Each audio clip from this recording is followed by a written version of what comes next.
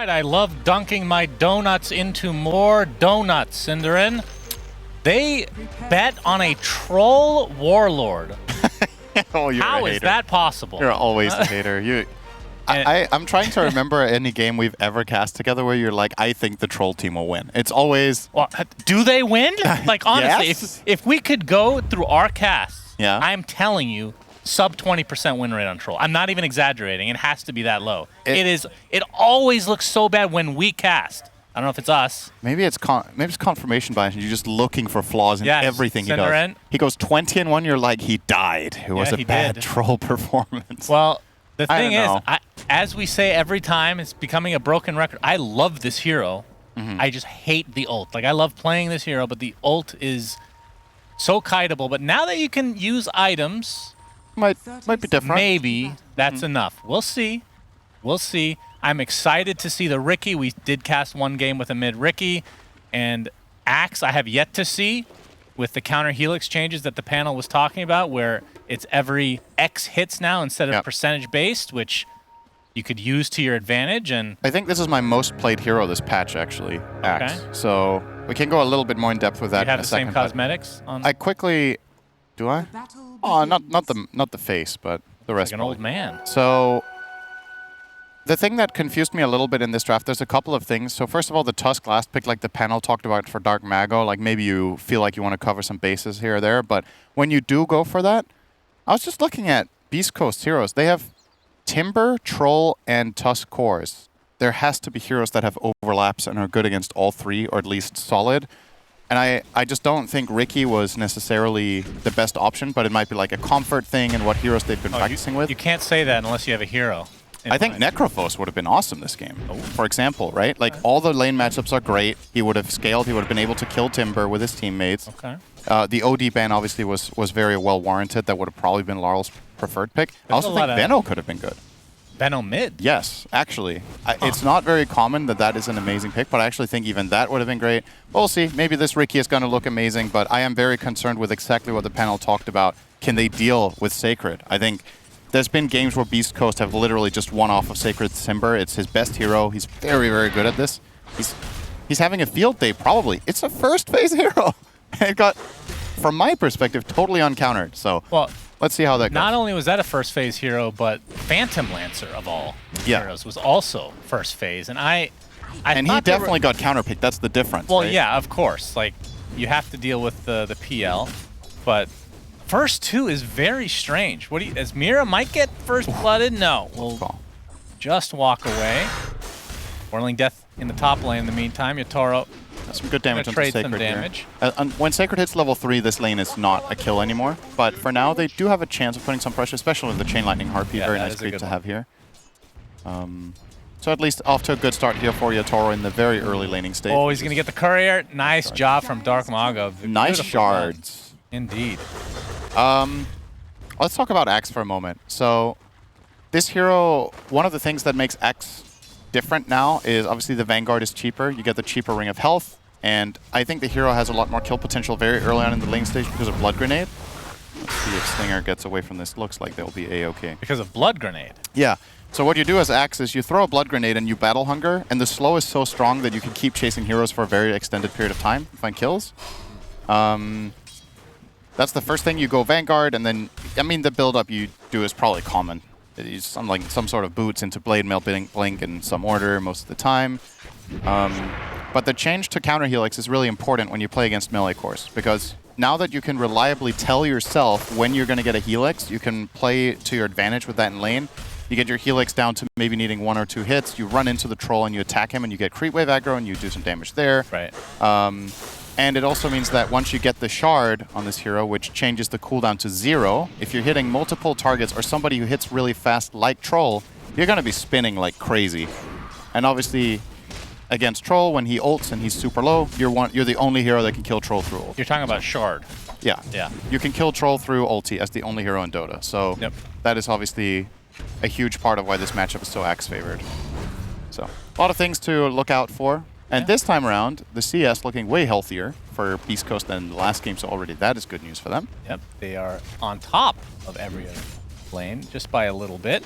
Doing some good damage to Sacred. Really impressed with how much they've been able to pressure him Yep, here. he has 2 levels of reactive now. Yeah, if he gets to full health, this is probably a done deal. Then he's going to be stable.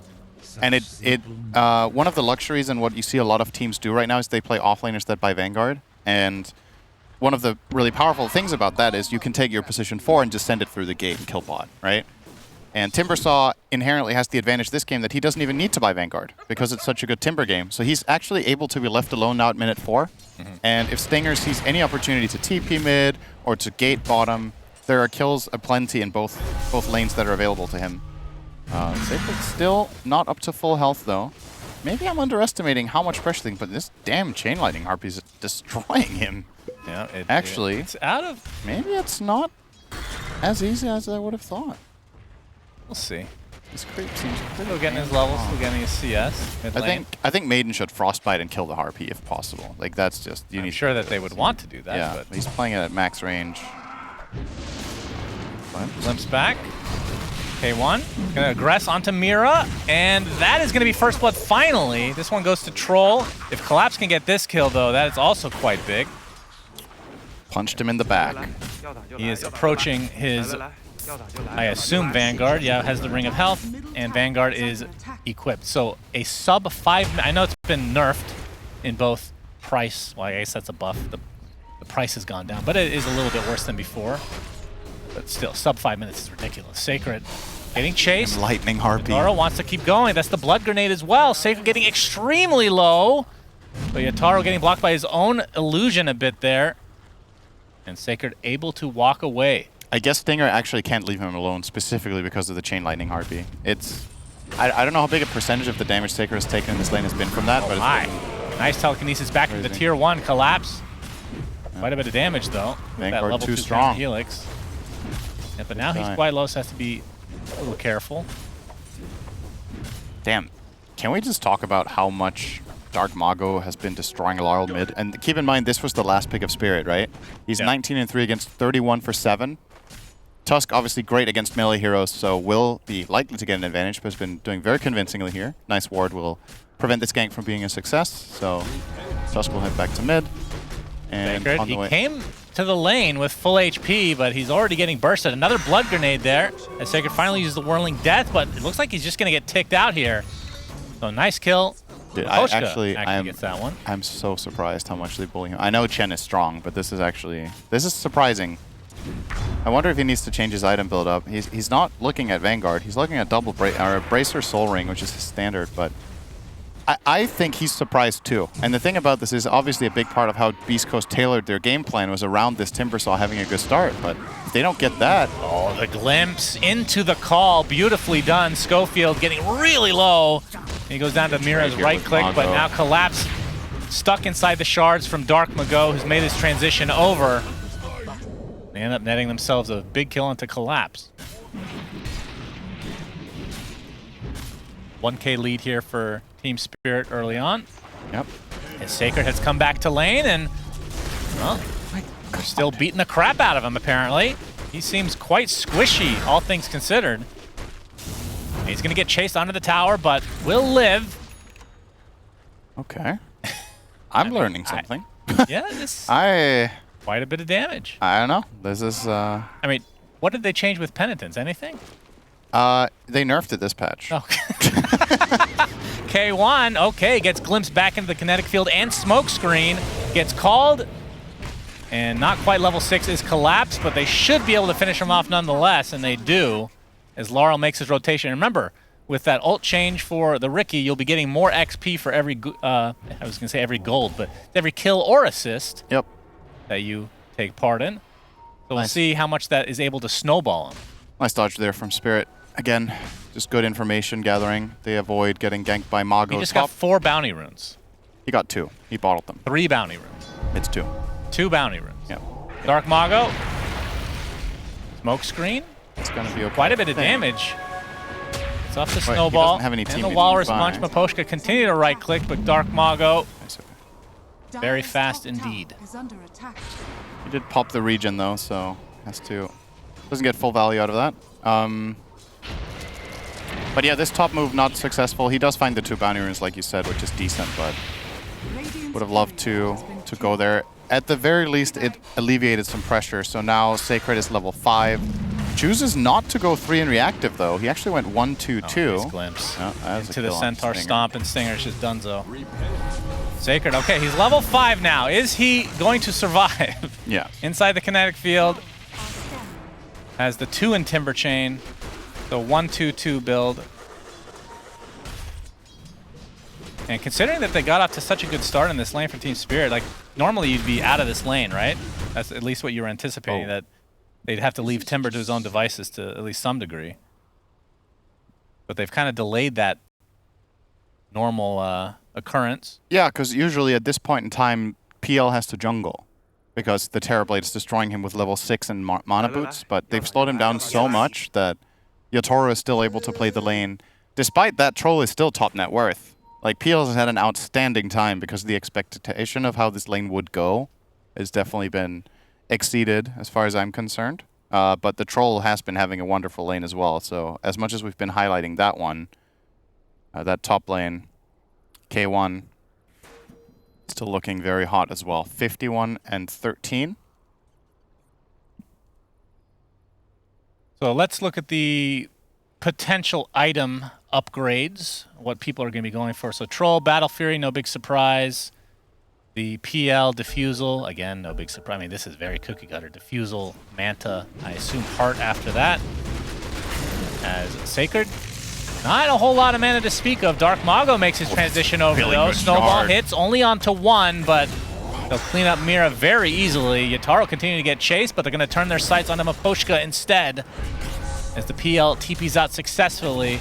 But that's 2 supports dead in favor of beastcoast. But of all heroes, Laurel comes in, ends up taking out Stinger himself.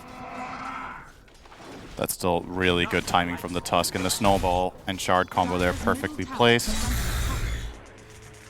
I guess maybe with a slightly better execution, he could have also got the PL, but it's still solid. We'll kill his courier as well for a little bit of bonus.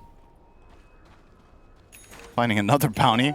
Oh, he's getting I think this is the Radiant Bounty Central, the top half. And straight back to mid. Snowball going to be avoided. Wow, that's so much burst damage. You have another pause as they strategize how to kill Yataro inside of these shards. Looks like K1's having some problem. Yep. I feel like he was playing the drums with his hand gesture there. I don't know what that was. He went. That's probably why he broke his mouse. Oh. And he broke his mouse, and that caused spikes, is what you were saying. So, for Troll, I want to talk a little bit about being able to use items during the ult. Obviously, BKB is the big one. Is there any other item that you think is important? Satanic for Dispel, and obviously the lifesteal aspect. Can you blink? Ooh, that's a good question. Ooh, that's a really good question. You kill one target, and then you can just blink to another one? That would I guess you have to be facing the same way because your hero can't turn, right? But maybe you can technically blink. You can use Abyssal during ult, which I think is really good. Yeah. Nullifier, if they Ghost Scepter. That's a lot of value, actually. I mean, in the past, you would maybe have Ags, and then you would use that for the Dispel offensively with the ranged axes. Yeah, if anything, this change actually nerfs Ags. Because if you really need the Dispel... Yeah, you could get Nullifier now. Well, either Dispel, right? Because you can just use BKB or Satanic now for yourself if needed. But hey, what is happening? Interesting to see if his build will change at all after the Battle Fury. We'll see. Axe has no time for all this jibber Yeah. jabber. There might be yet another item, actually. Are there any neutral items you can use? Yeah, you can use the Walrus one, the Seal Totem. Walrus Seal Totem. You can use О, неплохо для старика. Force Boots. You love those tier 5 neutrals. You can whip. Yep, true. Use the Horsey that you're not going to be carrying on Troll. Well, if you can use it during ult, why not? He needs mana very badly. Yatoro, tag team is crushing him. Pops the wand and he's gonna live. Arcane Rune top. Dark Mago will be able to get that. That's a feels good rune on this hero. get to take a fight and have your spell volley twice. Laurel. So he's the one that comes top to get some of the farm now that PL's not occupying this area anymore. I mean, is this a hero that still you just need like the first item and then you start kind of ganking? Or do you want him to be ganking already? Because he is playing mid. On the Ricky. Yeah. I mean, he's already been involved a bit. He's got 2 kills. But I do think you definitely need to try to get an okay timing on defusal. I think if you move too much and you delay your defusal, that's going to come back to bite you, because that is the item. Oh, Big stack here for Collapse. Big juicy one here. So now spins every 4 attacks with a cooldown of... It's insane. Cooldown of 0.3. So good. And with the shard, that cooldown is removed. So if you were to call, let's say, Troll plus... It's particularly good against illusion carries, whose illusions don't die in one spin. Oh, yeah, that's true. Mira, he's going to get spotted out, punched into the air, and brought down swiftly, but it's going to be collateral for Schofield. Maybe trade not. Potentially. Oh. So the trade is just enough, but now Laurel has to be careful because he's dead. Double kill for K1. Yataro getting chased. He's inside the shards. He's just going to get frostbit and brought down as well, so a 3-for-1, and now Collapse looks to be next. He's much tankier target, of course, but, I mean, attempting to TP out, looks like he will be fine. How big of a chance was there of him dying there? 16%. Troll got in 1 attack. I thought he got off more than one, but... Oh, that's just that was actually pretty fortunate that Laurel got that. Yeah, that was a 1 out of 4 or 5 or whatever. It should be... In hindsight, should be happy getting that kill, but obviously a very bad trade-off in total for Team Spirit. Yeah. As up to live, Sacred just got killed off by Collapse with the Blink Dagger. My goodness. And this is a bit deceptive because you think of Timber as this tanky hero, but obviously keep in mind the Axe counter helix is pure damage. So if Timber is next to a wave, you can actually do some pretty substantial damage with this hero. Yeah. And we'll be eyeing up the Blade Mail next for some added value. If there's a Chakram when you blink in or whatever, all of that will do that final touch. So after the Blade Mail, are you expecting Crimson Shard, something like that? You need BKB this game. I mean, BKB on this hero is really good. But it is an outstanding Crimson game, right? Like, that item is just so good against Troll. Even if it's not that good, I feel like you just get it anyway. Yeah, I mean, the item it's of just the patch. especially against Troll and Tag Team. You just want to have this block. So I think you should probably get the Crimson after this Blade Mail and then consider his options once again. And yeah, maybe you buy the Shard. I don't know. This is the biggest mystery about this hero for me right now, is when is Shard worth buying? Because it is good, but there's just some matchups where it's way better than others, and you could maybe get it from the Tormentor for free. And They're scanned out here, so Spirit trying to bait. Now that they show themselves. Nice horsey from Collapse in mid, dodges the ice shards. Laurel now showing himself, and Schofield's just gonna... Schofield running around strike. with my favorite neutral item. Oh, yeah. Tier 1 token. Tier 1 token's really good. Yeah. It could be anything. Yeah, That's it's the whatever beauty you of it. dream of. What's the point? I don't They know. just forget? Probably. He'll realize soon enough. We'll This be is on the watch. second or third time this tournament I've seen it, that a player's just running around with a tier 1 token. Well, Dark Mago has made his way over. Not going to be able to block anybody in, but you would expect that this will turn into a tier 1 tower push for Beast Coast. Spirit probably resigned just to allow Collapse to get his next item, and that's when he can start running around. Yeah, Blade Mail's almost complete, just 200 to go. That's incorrect, 400 to go. Yep, you almost got it. That was close enough. Laurel and also... he queued up Shard into BKB. So exactly what we expected, but... Wait, Crimson? Sure. Oh, No, actually not true, not Crimson. Yeah, it was either going to be Shard BKB or Crimson BKB without Shard. So one or the other. Okay. I don't know. I mean, I still think the Crimson looks pretty decent, but I'm not mad at this idea. Well, now that it goes up with strength, he just wants the heart first. Then he'll get Crimson. Ah, the late Value. game Crimson, yes. Yes. My favorite. Very smart. I too love myself a little cheeky Friday griefing. Laurel has his defusal on the way. That's going to be obviously a very important pickup for any Riki. Do you think, I guess support Ricky's just dead then, right? Without the dart? It's a lot worse. I'm not going to call it It's not dead. supposed to be a support hero, Cinder. And smokescreen onto the Tusk. Yeah. He just walks it off. Ricky's damage was not impressive. Yep, tricks of the trade, blink strike to safety. They dust, but no avail. Laurel. Next item looks like it's going to be the shard. We'll talk about that a bit more. Static Storm. Beautiful glimpse into that. And that is a dead Timbersaw. Very important kill for Team Spirit. Now they're going to turn this around. Dark Mago.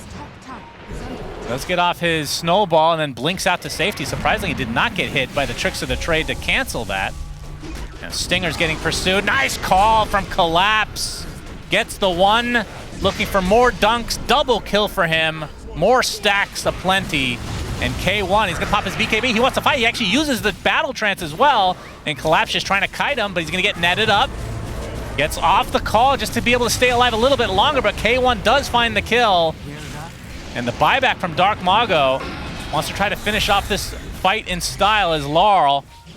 Pretty damn low. He picks up the haste, so should be okay as a result. Mira, on the other hand, not the fastest hero. It is nighttime, though. Inside that kinetic field, he should be brought down. So they find something. That was a Collapse, obviously a big kill, but that required a buyback. That was a great disengage from Spirit. They only lost their Disruptor on the way out there. That could have easily been a PL plus him. It could have been a Riki, but he found the haste. The PL got away with like 15% health. Yotaro had to get the hell out of there and did find an escape path, but that was spooky. The Tusk buyback could have paid off big time, but... So I have a question for you. Obviously the panel and you thought that Timbersaw was going to have a free game. He's had a good game, for sure. You have, I mean, could have been better, obviously. Yeah.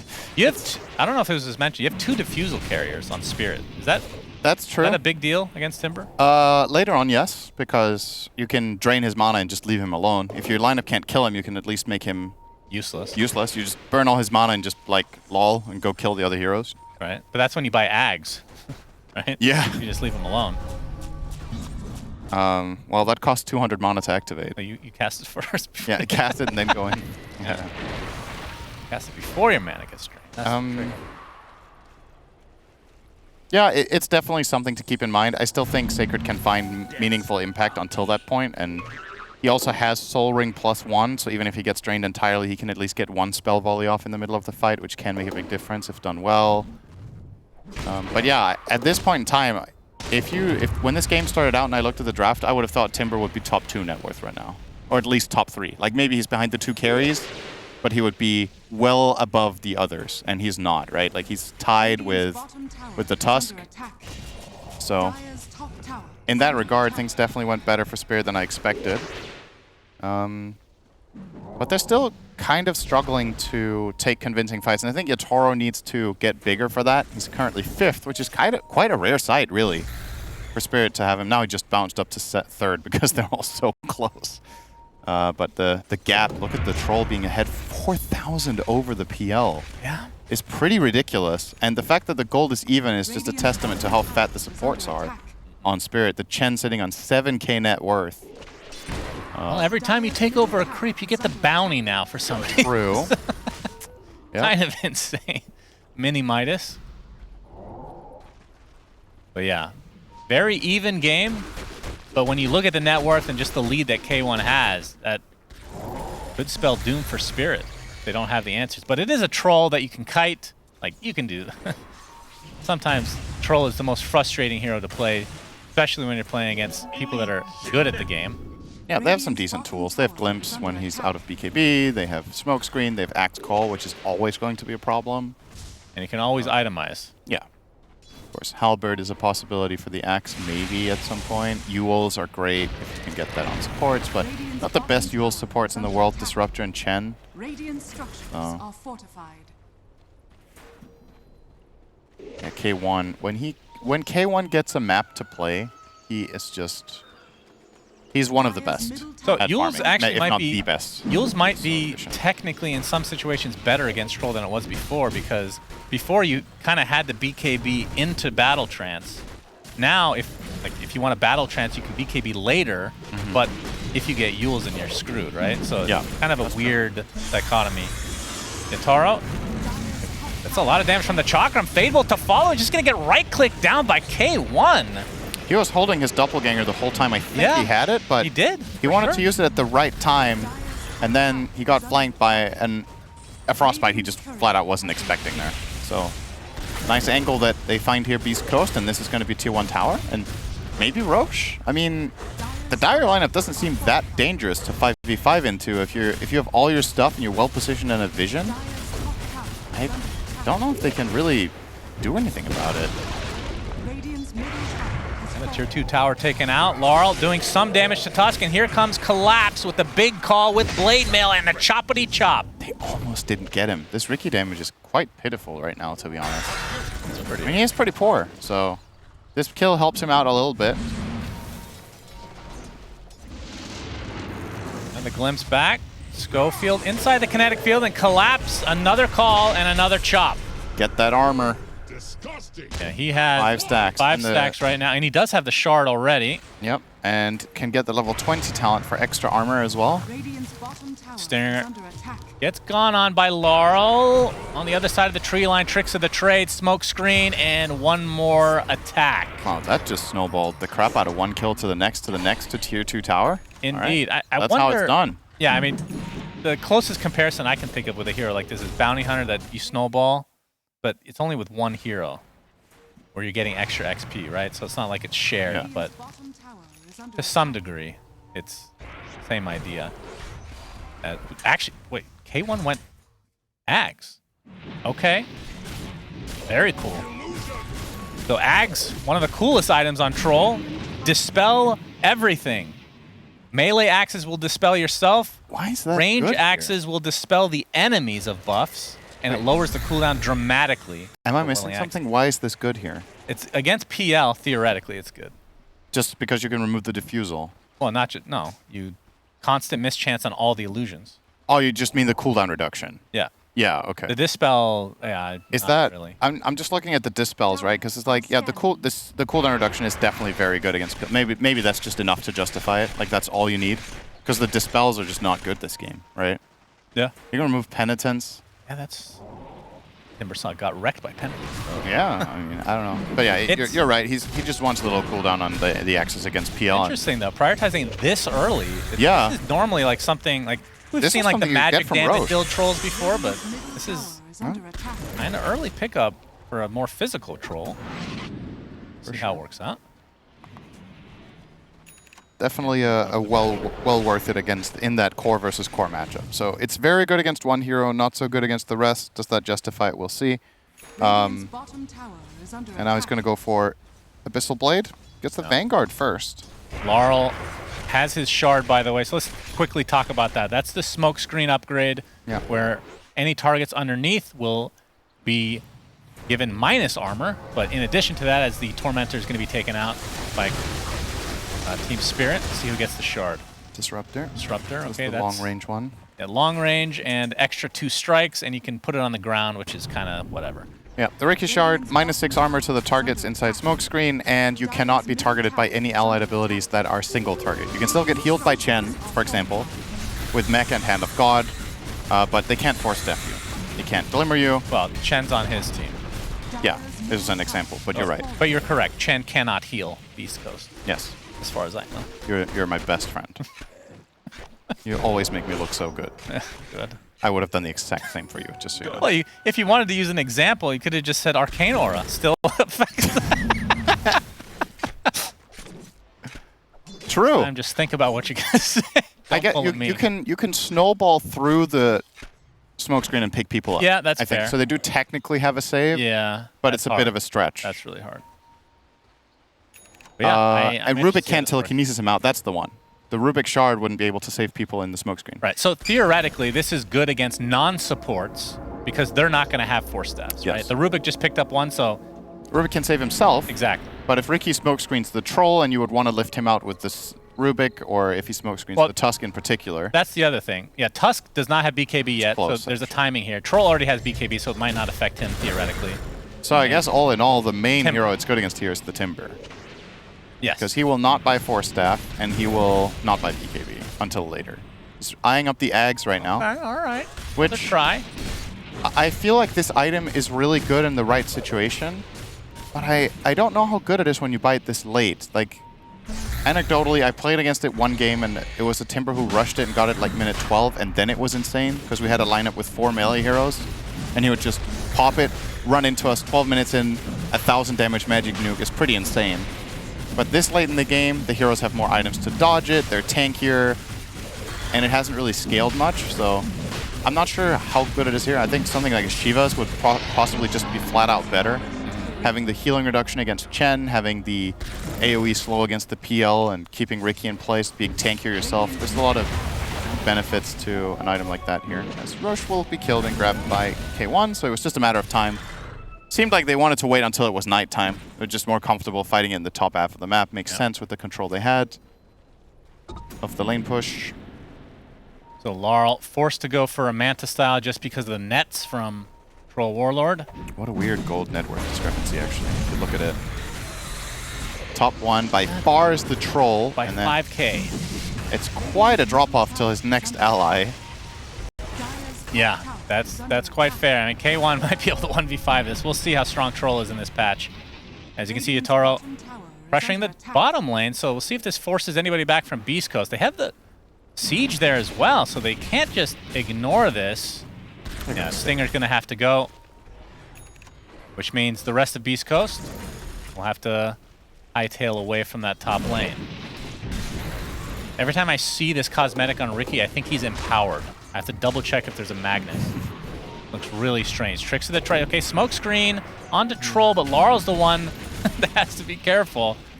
That is a very fat Troll Warlord. Wonder if this nullifier pickup on Ricky is how valuable that is when you have the shard. It's his next item he's eyeing up, but considering the shard already prevents allied units on the allied abilities on the target, what are you getting nullifier for? Well, then you can just, well... Then you can jump and kill Rubik. Yeah, Rubik for example. can die. If that's your primary job is to assassinate Rubik and Maiden, I get it. But in that case, how good was the shard? Yeah. It's kind of... It's cheap.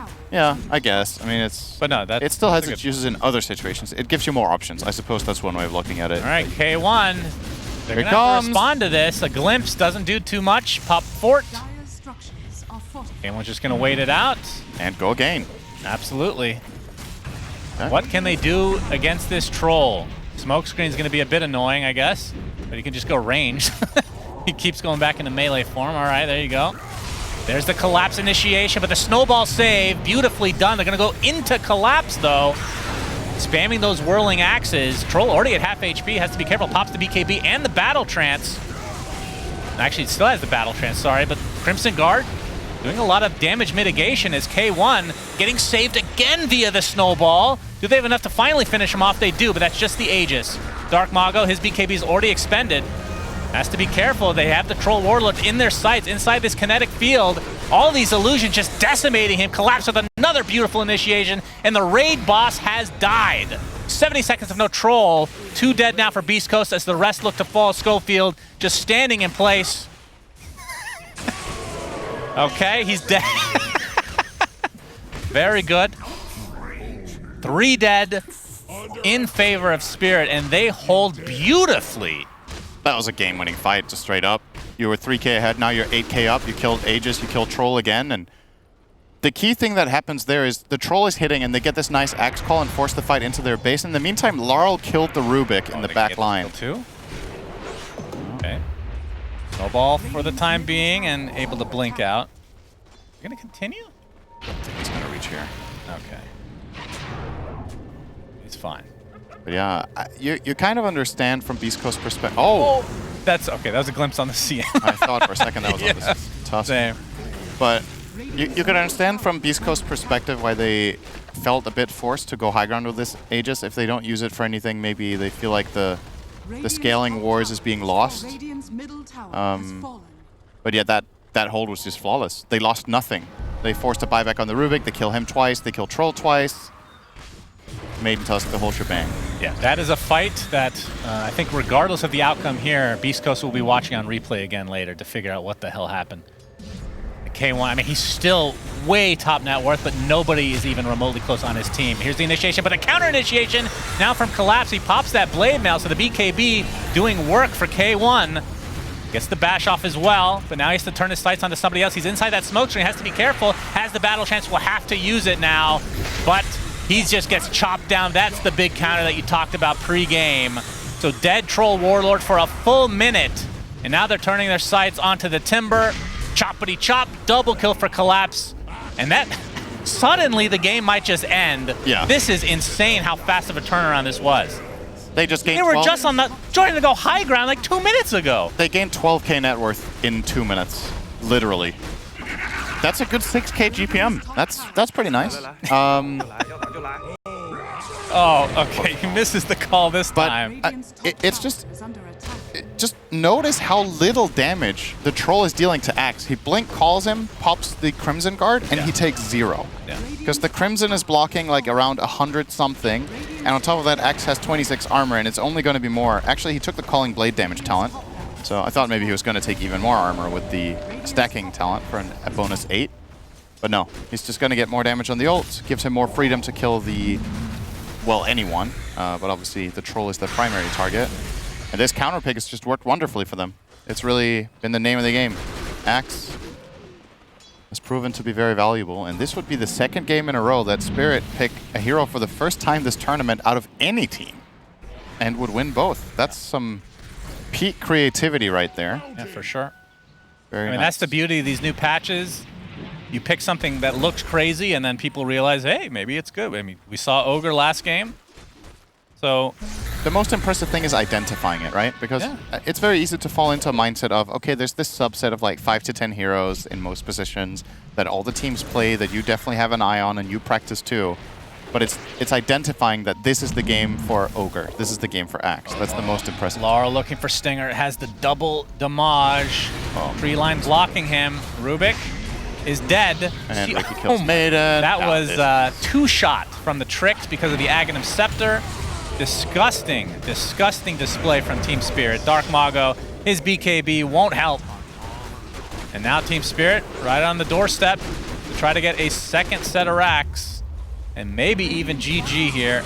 Collapse with the initiation, but there's the buyback onto Dark Mago. Dude, he's Second not of the game. doing damage. He is not doing any damage. That is 20K absolutely net correct. roll. Continuing to root Collapse and finally pops the BKB. Laurel jumps in, he gets punched in the air. They do some damage to him.